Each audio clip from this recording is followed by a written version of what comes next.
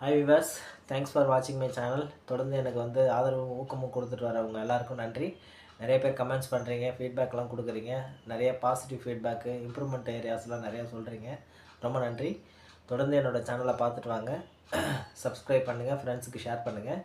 இன்றைக்கி நம்ம என்ன பார்க்க போகிறோம் அப்படின்னா முன்னாள் மாநில தலைவர், பாஜகவோட மாநில தலைவர் திரு அண்ணாமலை அவர்களை கட்சி மேலிடம் ஓரங்கட்டுதா அப்படின்றத பற்றி கொஞ்சம் டீட்டெயிலாக பார்ப்போம்.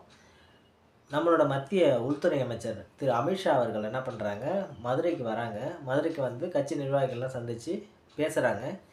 அவர்களோட மதுரை விசிட்டுக்கு முன்னாடி, மதுரை விசிட்டுக்கு பின்னாடி அப்படின்னு பார்த்தீங்கன்னா, தமிழக அரசில் மிகப்பெரிய மாற்றங்கள்லாம் நடந்திருக்குது.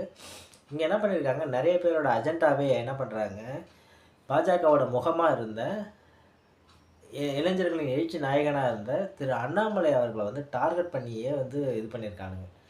அவங்களோட டார்கெட் பார்த்திங்கன்னா அண்ணாமலையோட இமேஜை டேமேஜ் பண்ணணும், அண்ணாமலையோட அந்த அந்த பிம்பத்தை உடைக்கணும், நல்ல ஒரு இமேஜ் இருக்குது இல்லைங்களா, அதை உடைக்கணும் அப்படின்னே என்ன பண்ணியிருக்காங்க. ரொம்ப மெனக்கட்டு நிறைய பத்திரிகையாளர்ன்ற போர்வையில் என்ன பண்ணுறாங்க, யூடியூப்பில் விவாதங்கள், ப்ரைவேட் சேனலில் பார்த்திங்கன்னா விவாதங்கள். அதில் என்ன சொல்கிறாங்க, அது மத்திய அமைச்சருக்கே தெரியுமான்னு தெரியாது, அமித்ஷாஜிக்கே தெரியுமான்னு தெரியாது, அண்ணாமலைக்கே என்னமோ தெரியாது. இவனு பக்கத்தில் இருந்து எல்லாத்தையும் பார்த்த மாரி கேட்ட மாரி என்ன பண்ணுறாங்க, நியூஸ்லாம் போடுறாங்க. அமித்ஷா அவர்கள் என்ன பண்ணுறாங்க, அண்ணாமலை மேலே கடும் கோபத்தில் இருக்கிறாரு. அண்ணாமலை அவர்கள் என்ன பண்ணிட்டாங்க, திமுகட்ட நிறையா பணம் வாங்கிட்டு அவங்களுக்கு ஃபேவராக நிறைய விஷயங்கள்லாம் செய்கிறாங்க.